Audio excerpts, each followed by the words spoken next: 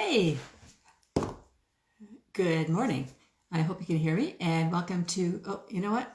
These earbuds are not working again.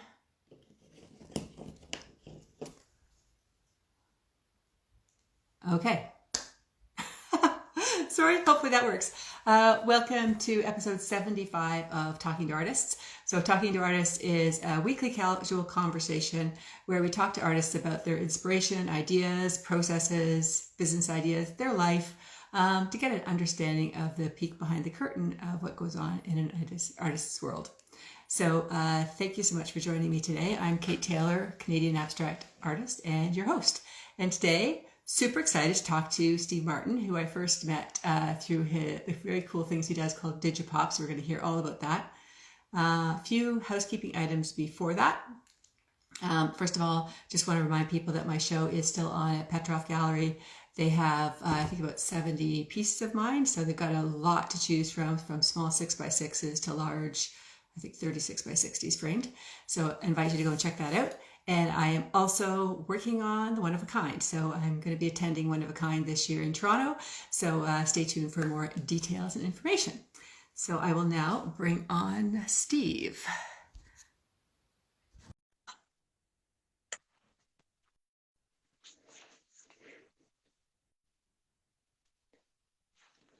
Hello. Hi there, how are you? I'm great. How are you? I'm Good to fine, meet thank you. you. Well, thank you for the invitation. I appreciate it. No, it's always fun. I mean, part of this is just to talk to people that have interesting stories, and I think that you have kind of an interesting story. So, obviously based in, I think, Ormond Beach, Florida, so a long way away from where we are in Northern Ontario, Canada. But maybe you can just start off. I'm fascinated to know a bit about how you end up being an artist from the military, so it's quite an interesting transition. So maybe tell us a little bit Yeah, well, about how that uh, happened. yeah, it's a pretty interesting, well, I think it's interesting. Others may not, but I spent about 27 years working in and for the military. And the only art experience I had during most of that time was one semester of art in high school. So I really I was always fascinated by color. I gravitated towards the artists that really exhibited color in their works. But I never tried it myself until one week when I was in Monterey, California, with a friend who was an artist. She had pulled out a small watercolor tablet with some watercolors while we were sitting at Monterey Bay, and she gave it to me and said, "Paint what you see." And this was in Oh, 2000, so 20 years ago. yeah. Um, from there, I was kind of hooked. I was still working for the military as a civilian at that time. I had retired from the military, so I came back as a civilian. But it was always a hobby of mine after that time. I ultimately retired from working for the military in 2005, settled in the Puget Sound, Seattle area, Oh, beautiful. and went back to work again. Of course, you don't ever not retire completely when you retire from the military. And I just had it as a hobby until I ultimately retired in November 2018.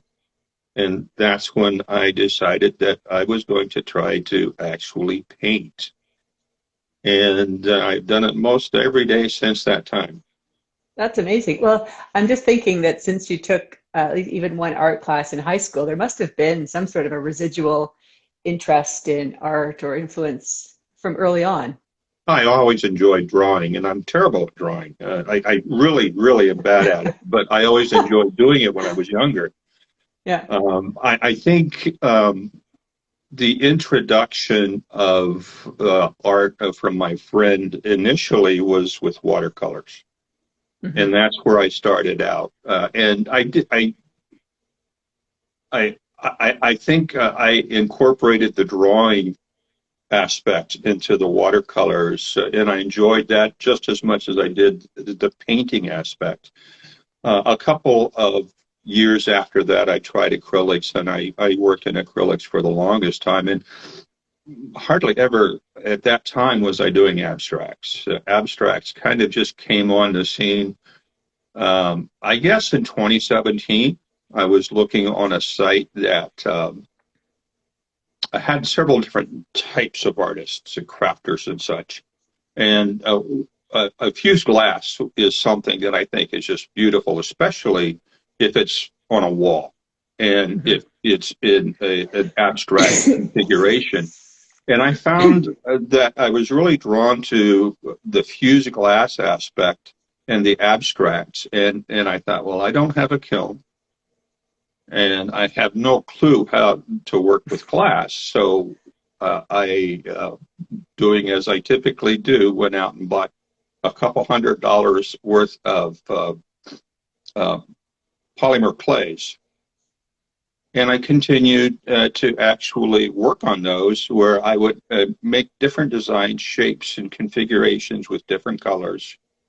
I'm also kind of into woodworking, and I built my own cradle, so I was able to do that. And that's kind of how I got into the abstracts portion of what I do. It was actually with polymer clays. So I would spend hours upon hours putting these things together and then gluing them on top of a wooden cradle. And from there, I worked into plasticine clays on hardboard and canvas. But hardly ever painted. It was just, something, a progression for me, where I wanted to work in different media.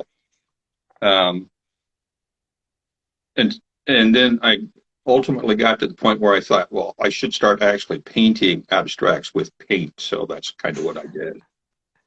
That's a very interesting journey that, you started off with watercolor, especially given the fact that you sort of love color. And I'm not saying that you can't get color with watercolor, but it's much more difficult to get that strong, bold color that you're using now in kind of a watercolor medium. I did a lot of layering. And my friend suggested I quit doing watercolors altogether because I was defeating the purpose of what a watercolor is, just a really thin wash of color and letting the imagination go. But I found that if I did layering, I was able to create that depth of color that I really wanted. And of course, then I discovered acrylics, and I went on to soft pastels. And then just recently delved into the oils. I should have done that years ago. So you find a real difference between the oils and the acrylics? Oh, yeah. Yeah, huge difference. I love the immediacy of the acrylics, and I'll continue to always use those. But I do like the effect that the oils provide. And I find that I can effectively mix the two, of course, using the acrylics as the base and then working over the acrylics with the oils. Right. And so I think I read on your website that you're influenced by the Blue Ride group, which I'm not actually familiar with. I'm familiar with some of the artists in there, but I didn't realize there was actually a kind of a collective or a group that happened just before the war. Yeah, before the First World War, actually. And two of the artists, Paul Klee and Franz Marc, were actually killed or died during the war. I think one died of pneumonia or some other disease, but the other one was killed actually during the war. And it was a group of artists who were based in southern Germany at the time. And I spent 10 years in Germany, so I kind of gravitated towards this group. But it was interesting how they used color as the main attraction to their paintings. And I think they were one of the first groups that actually started working in the abstracts.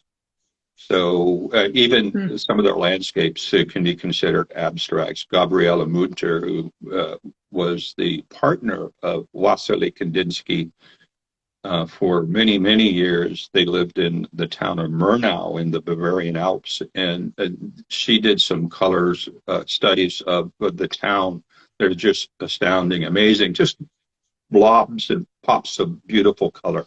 It was really in Munich. There's a museum there that caters to this type of artwork, and it was one of my favorite places to go to.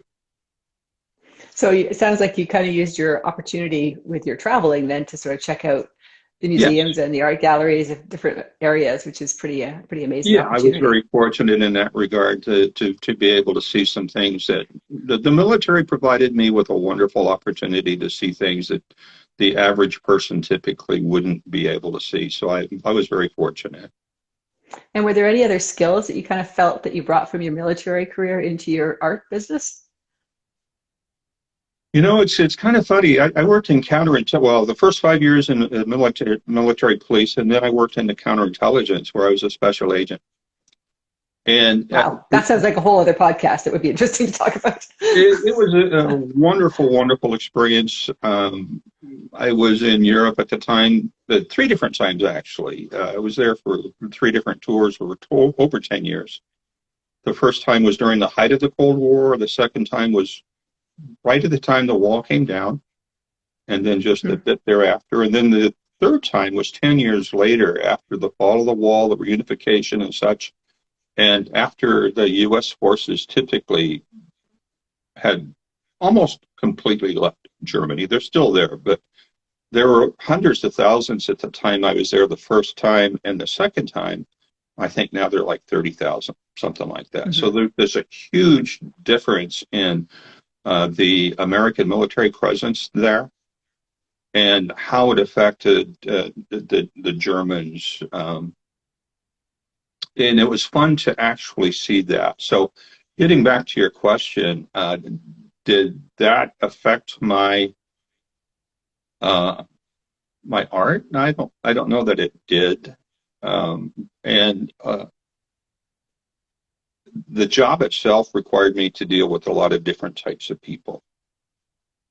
But ultimately, at the end of the day, I found out that I'm an introvert, and I can spend hours and hours, days, in fact, not leaving the house, just working on the craft, creating. And that's what I really enjoy doing.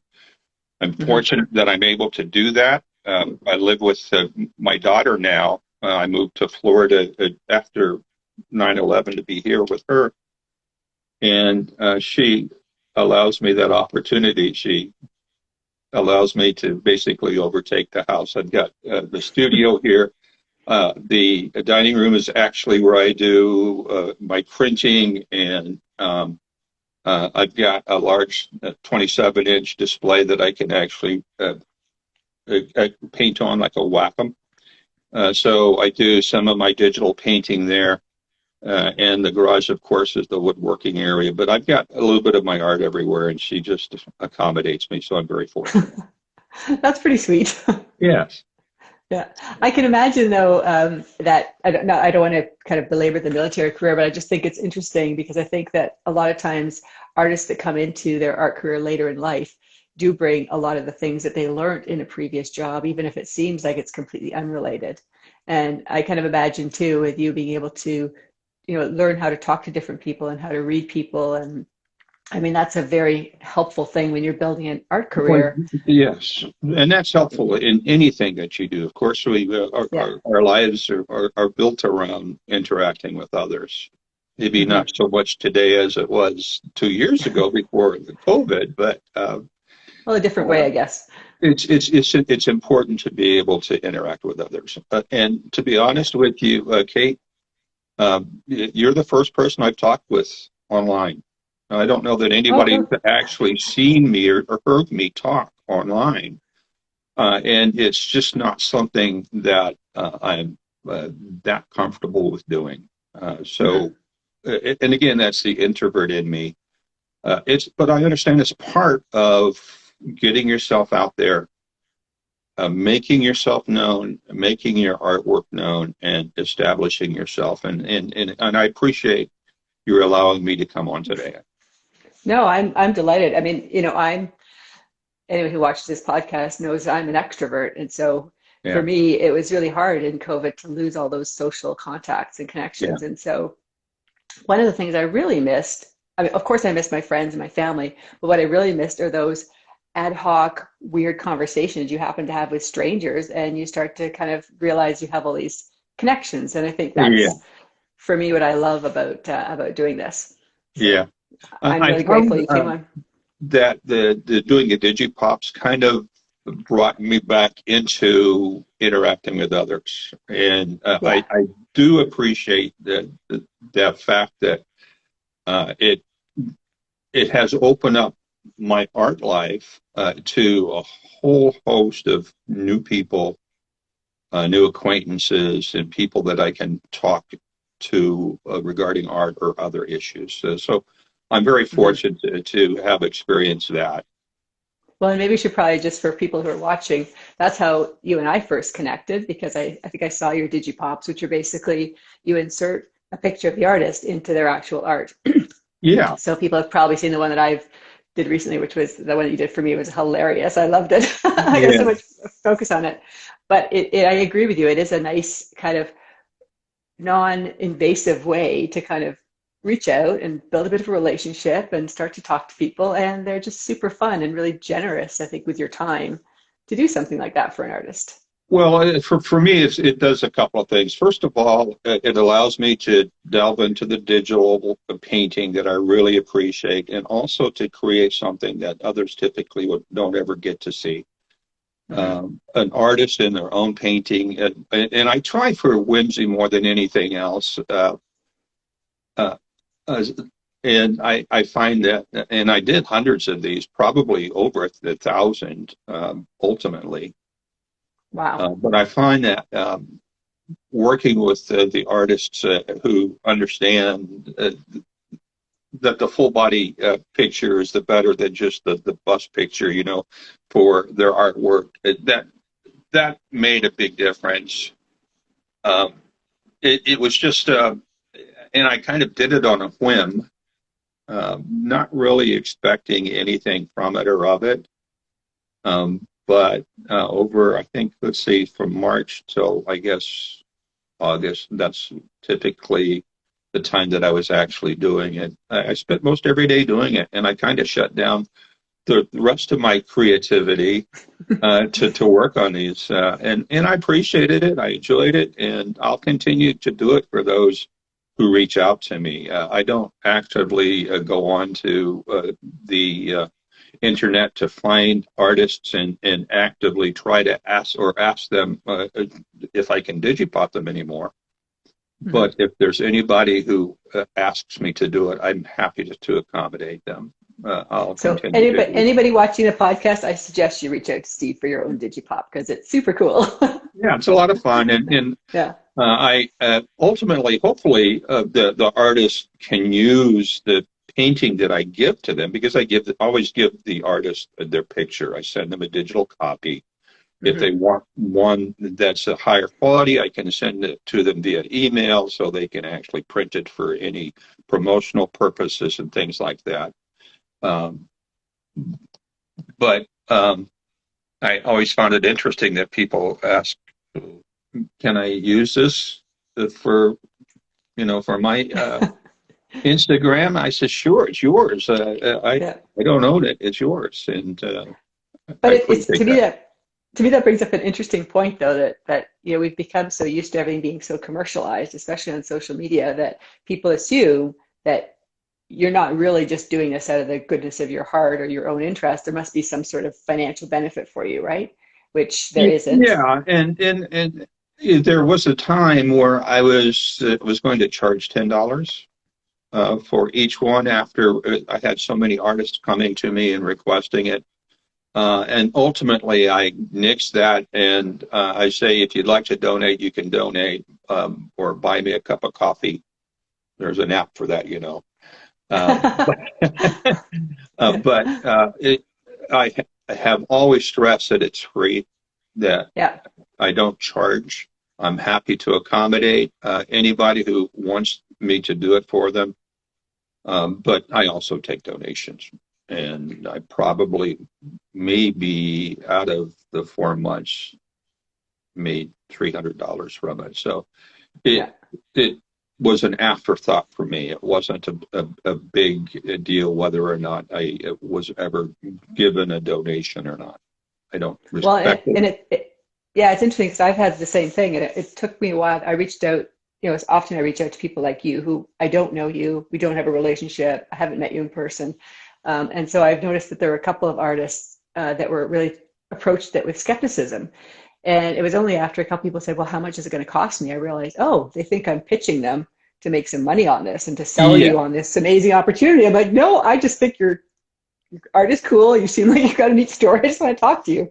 But so now I exactly. actually always say, and it's free. It's Yeah, like, yeah, there's yeah. no And I cost. know people always assume that it's going to cost them something, but there are some serendipitous opportunities out there. And Yeah, I appreciate the fact that I can help other artists because I know it's difficult. Choosing the life of an artist is, unless your last name is Biden, it doesn't come easy. that's right. And we need to help each other out as best we can. I totally agree. Like I kind of live by this philosophy of a rising tide floats all boats. Yeah. And, I do think that that is really important. And I do think that artists sometimes become so self-absorbed within their own life and their own world that they also need to sometimes think about that. Like, Yeah. Yeah. if you do a digipop for me, that's great and I'll use it. But part of my obligation, I feel then, is to give you exposure and to thank you for it and Well, do yeah, I things like appreciate that. this, right? Like that's kind of part of the give and Yeah. take that Yeah. makes I things work. appreciate that. Yeah. So the other thing too I noticed is that you've really, I think, done a pretty good job from what I can see in terms of taking your art and creating a business out of it. Like I saw that you were doing prints on art, I don't know what it's called, art something, art pad, um, Yeah. shirts and things like that. Is that something you're kind of putting your fingers out and testing a whole bunch of different things, or is it something you Well, kind of found has worked for you? I had a plan until COVID, Didn't where we all? yeah.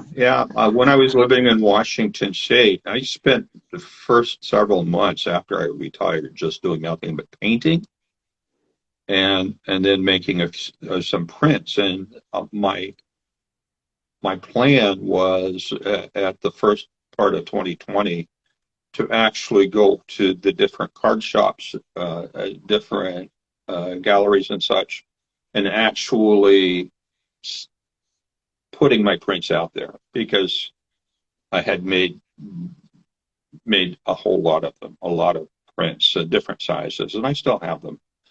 But then COVID hit. Everything in Washington State shut down. Hmm. Basically, that game plan I had to shelve. And so I moved to Florida, where life is a little bit easier as far as businesses that are open. Um, I still haven't actually gone out and tried to put my prints in different shops and such, but that's one of the things that I want to do. Um, and then the other thing, of course, is to make a presence online. I think online is probably where we're going to make most of our money. And the key, of course, is trying to unlock that magic door to actually get people to see our product, and that's always been the big bugaboo for me. So, Hmm. no, I have not particularly been successful in selling my art.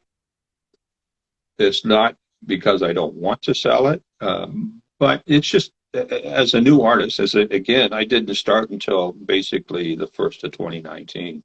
I'm still Yeah. learning the process. And I find that, of course, everybody who's an artist will say the same thing, probably. The process of selling the art is the hardest part of making the art. Being in the studio Yeah. is easy, making something beautiful. I shouldn't say it's easy, but it's the most fun part of the process. Whereas getting it to that customer and getting it out the door is the hardest. Well, and I've also heard that the more the more you become a professional artist, like more this becomes your full-time job that pays the rent, that they estimate you should spend about 50% of your day on the business of art versus in the studio. And And I that's believe a that. hard thing And to do. Yeah. yeah, I'm retired a couple of times, so I'll never be able to say that I'm a starving artist. But I also understand the importance of putting yourself out there and getting into the local galleries. And I was actually in a couple of galleries when I was in Washington State. I haven't tried here yet, but there are a couple of opportunities that I will pursue. Hmm. Um, one thing, though, Kate, that I found myself kind of stuck in was the digital art process. It's so easy to paint digitally that I had found myself a bit suppressed from actually coming back into the studio and painting on canvas or board. Yeah. So after I did the Digipop process for a few months, I decided that I really wanted to get back into the studio and create on canvas and on board and such. So I've not been such the presence that I was on Instagram when I was doing the digital paintings. Hmm. And of course, it takes more time to paint on a canvas than it does on a computer screen. Right. Well, I know I think it's also one of those things where, you have to really commit when you're looking at a blank piece of canvas or a panel, and, you can't always just control Z it, right? So I think that's a very different mindset. And I think that it's hard. I hope for mine as well. Once it's down in the wood, I can't pull it back.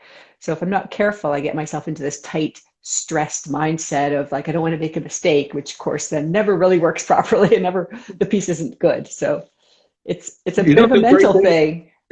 for me, I don't care if I make a mistake because I can always paint over it. That is and of course, for me as a chaotic abstractionist, I don't know that I ever make a mistake. That's true. I know that's not true, but you know, I kind of I understand color theory and the rule of thirds and such, but So how do I you get just paint yourself? what Do I you like. have like do you have a ritual to kind of get yourself in the zone, or do you just kind of go and play, or what does your typical day look It's like? all instinctual. I typically um, I just put paint on the board. That's what I do, and there I have just recently I did a few different paintings of of shapes, and I do like to experiment with shapes and such. But I have never used a sketchbook, sketch pad, anything like that. I typically, except when I was actually doing landscapes years ago, I would never sketch onto the board or uh, Hmm. The canvas. the canvas unless well, it's very infrequent that I would do that. So no, So you don't use reference materials when you work. typically not. Typically No, not. I don't either. And actually, it's funny because I feel like it's kind of cheating somehow. I'm Yeah, I'm yeah. just tr But you know what? I think initially for me, understanding color was from cheating. And when I first started out, that's kind of how I did it. I would see a painting that I liked, and I kind of joke, but there's one painting of from an artist who did a landscape of a glacier in Alaska that I probably painted 8 to 10 times Mhm. in different media and with different colors and such. But it's basically the same painting. But that allowed me, looking at other paintings and seeing how this color was connected to that color or contrasted, and how they played off of each other. That kind of helped me to understand color theory, and I truly I can't really say that any of my stuff is intellectual, but it definitely is colorful. Well, it's emotional, right? I It's think it's, emotional, and that's kind of what I look for. yeah. Yeah. I think that's also one of the, I always think it's one of the beauties of being able to produce art where you can change someone's emotional feeling when they look at it. You know, it's kind Yeah. of, you want them to feel, I'm assuming with your stuff, because it's very colorful, as is mine, like you want them to feel joyful and you want them to feel happy and you want them to get that adrenaline kick of endorphins, you know, makes them feel Exactly. better. Exactly. I've never been one to try to paint something that's going to make you feel sad. Yeah. It's just not something that I want to look at. I don't like to look at those types of paintings. Hmm. I want something that's uplifting, that makes you feel happy and makes you want to continue to look at it every day. So that's kind of what I do. Yeah, no, that's true. Well, I'm just curious who the artist was that you were painting with the icebergs. I don't remember his name now. I was just wondering if it was Lauren Harris because he does a lot of these very graphic, colorful No, icebergs. I don't think it was. I'll get back to you though. I'm just curious And because he's sort of a group of seven really famous Canadian artist, and yeah, so no, it's he's actually this gentleman, and I actually posted the latest painting I did of that scene on Instagram, but and I referenced him and explained how he influenced me, and turns out that I looked him up online and he was living like 30 miles away from me when I was in Washington State. So oh, that's so cool. yeah, yeah. Yeah. No, Um, I think you're right though. There's definitely is value in taking a piece of art that you admire and reproducing it for educational and practice purposes, right? yes, There's yeah, sometimes a fine line between artists that then take that and kind of display it as their own practice, right? I mean, there's kind of a challenge right now sometimes with artists who will copy someone else's work without really truly appreciating that they're actually copying someone else's technique, which is their own technique, and it's fine to exactly. learn from it, Right. but it's not really fine to present it as your own, you know? Yeah, I agree with that wholeheartedly. Yeah. Um, that one painting is sort of, no, it's actually a different painting from a scene on a beach in California from a picture I took. I probably painted that 10 times and gave it to friends around the world. So Hmm. it's in Qatar, it's in Japan, it's in Germany and the Netherlands. I've got friends who have that very same painting, but it's used again using different techniques, either watercolor or acrylic, or when I was doing soft pastels, I used soft pastels on that too. So um, That's cool. yeah, it's a lot of fun. And then you moved from that recently to birdhouses, I see. Yeah, yeah. As an aside, I had always wanted to do birdhouses, and I thought, what a wonderful opportunity to actually do some functional artwork Mhm. where I can put my paintings, my designs onto a birdhouse and actually have it used for birds. I love birds. When I first moved to Washington State, I built a huge aviary where I had over 100 finches all living together. So Wow. I do gravitate towards birds, and the birdhouses has been something been wanting to do for a long while. So I'll continue to do those too. Yeah, I think that's the other interesting thing that COVID has done, I think, is encourage more people to be bird watchers, like myself included. Like I can now recognize bird song at the cottage and I know what birds are in the area, which I can say probably years ago that wouldn't have necessarily been the case, you know. I think Oh COVID yeah, you've got a great place just to watch birds, huh? we do, but Beautiful. I think it's also the opportunity and forcing you to slow down and really be more in tune to what's going on around you. And birds are kind of the classic, Yeah, I think, thing yeah, to watch, right? Because they always change. yeah, I agree. And so how do you have to do anything with the art to make sure that it stays fixed because it's outdoors? Or I'm assuming these are functional, usable Yeah, birdhouses that are supposed to be outside. basically, I use a basically a print. Either if it could be art that I painted on board. Like this here is actually a It's painting so lovely. that I had painted on a board, and Okay. I just cut it up. And then the others that I have done, much of them are on a surface that has the sticky background, but it's made of polyester, not Hmm. polyester, a plastic. So Plastic. it'll be okay in public. And then of course I cover it with shellac and such. So it has the ability to withstand the weather.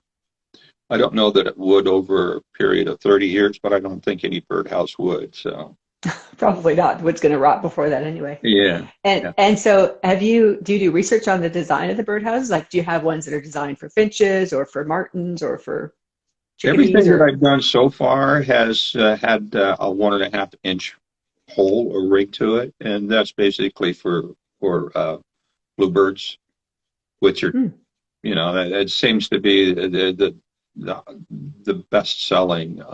I'll probably do ones for wrens also, which require a bit of a smaller hole. But I think wrens actually live in these larger houses too. So I'll right. continue to do these. I've kind of incorporated other things in besides just paintings, though. I've become obsessed with two different man-made materials. One being um, countertop laminates, Hmm, like Formica or Wilson Art, yeah. that type of stuff. Yeah. Panelam, I think, is in Canada. I forget. Arborite. Yeah. Arborite, yeah, yeah, Yeah. Arborite too. And then also Forbo. I don't know if you would know what the Forbo. It's a No. Marmoleum is the brand. Forbo is the company. It's a linoleum, and people don't Oh. know that linoleum is a natural product made of linseed oil, wood dust, um, Hmm. a couple of other natural things. So I've kind of incorporated that into the birdhouses too. And I ultimately would like to actually, with the Marmoleum or the Forbo, actually do some collage paintings with those. Just Well, I because, saw you did one of an orca, I think, right? yeah, Was yeah. that, And yeah. that was my first attempt. But uh, I want to actually do a large scale painting using just this product instead of paint. So I'll probably end up doing that Hmm. eventually. It's on my list. That sounds fascinating.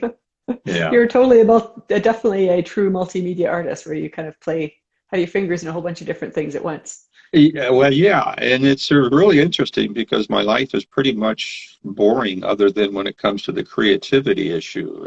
I just find I wake up in the middle of the night thinking about a new process I want to try, and it's been a lot of fun.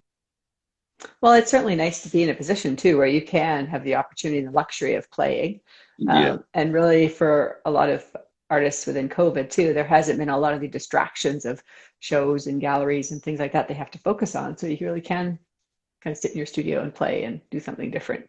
Yeah, yeah, I've been very fortunate. The best thing I ever did is just finally quit my job and retire when I was, when I decided to do it. Hmm. Because it's given me the opportunity to actually do what I've wanted to do the last 20 years for sure. Yeah. Um, I've been And very, it's very hard to fortunate. have one foot in kind of a corporate working world and one foot in the art world. It's just, I I think, couldn't do it. again, it's a mindset that takes time to sort of shift, which then Yeah, takes time, you know. yeah. So how long have you been an artist? Well, I've got a degree in fine arts, so I trained to be an artist, but I really have, I've only been kind of really focusing on my art career since, because it was 2009. Yeah, so I was also running a marketing firm at the time. We did Um, executive level events, and I really enjoyed it. It also allowed me to do a lot of travel and meet some great people, but things were changing and it was starting to get, I don't know, it wasn't as exciting anymore. It wasn't, the challenges just weren't there anymore. And I was right. starting to lose art opportunities for the business part. And I'm like, I think it's time to let that go and do the art. Yeah. Yeah, Yeah. Oh, good. Good. Is your sister also an artist? she is. Yeah. So she's Oh, out in okay. Vancouver Island. So just north of where you guys were in Oh, Seattle. really? Yeah. Where was Yeah. she? Vancouver Island. Oh, Vancouver Island. Yeah, beautiful Yeah. place. Yeah. Yeah. So Okay. yeah, we've taken the ferry across from to Seattle a couple Yeah. of times to check out all the amazing glass work Oh, that yeah. Seattle Yeah. is known for. It's quite a Yeah. place for sure. Yeah, Yeah. for sure. So what's next for you? Well, I'll probably continue to work on birdhouses for another month. And I'll also start working in the oils again. This is the best time of the year to be in Florida now that it's cooling off a little bit. I've Hmm. kind of put off working in the garage where I, of course, cut the wood for the birdhouses just because of the heat down here. Right. But of course, winter in Florida is the best time to be in Florida. So I want to take advantage of that opportunity. I also want to actually experiment with furniture, where I put that. Hmm. There's the Forbo has a line called Forbo Furniture, and you've probably seen it, where it's a, a piece of furniture that has a linoleum top, but it's made specifically to go onto furniture Hmm. for color pop and such. So I think I want to incorporate that into some small furniture pieces where I use that as well as some of the bright pieces from the Formica. Uh, and of course adorn that with both those things, but then add some color to it also with painting. So I'll ultimately get to that. Just too many things, so much to do, right? Well, absolutely, but that's part of the fun of the journey, right? Yeah. So I just last month, of course, spent a few $100s on all of this material. So I guess I have to put up or shut up at this stage. Otherwise, I'm not going to. But I'll use that also with the birdhouses. I've got some new Yeah. designs I want to come up with the birdhouses that are a bit more streamlined, more modern. Um, that I'll work on starting next week, I think, using both the Forbo as well as the laminate as well as painting. So that's kind of where I'm headed. Oh, that sounds super fun. Well, we'll definitely watch and follow the Yeah. journey. Uh, So I just love. Sorry, what were you gonna say? no, go ahead. I'm No, I sorry. was gonna say I love to end all of my interviews with if money and time and everything were no option, what would your big hairy ass goal be? I'm happy right where I am. I don't know that I was a very, very fortunate man with my career. I got to do things that others read about in books. Um, I've seen most of the world. I guess if I do have a bucket list, it would be to visit Australia and New Zealand. Hmm. I'd love to visit those two places. Maybe some parts of South America. But I have been blessed, and I don't know that if I could change a thing, that I would change anything because I'm kind of where I want to be in my life, and I'm very fortunate in that regard. That's awesome. Yeah, I'm very, very fortunate. Well, that's really great. I'm glad to hear that. It's nice to hear that because And to be able to sort of at some point of your life do all the things that you've really wanted to do. That's And pretty you good. know, the funny thing about it, Kate, is that if I never sell any of this stuff, ultimately it doesn't make a difference to me because I'm doing what I like to do. Hmm. I'm creating because creating makes me happy.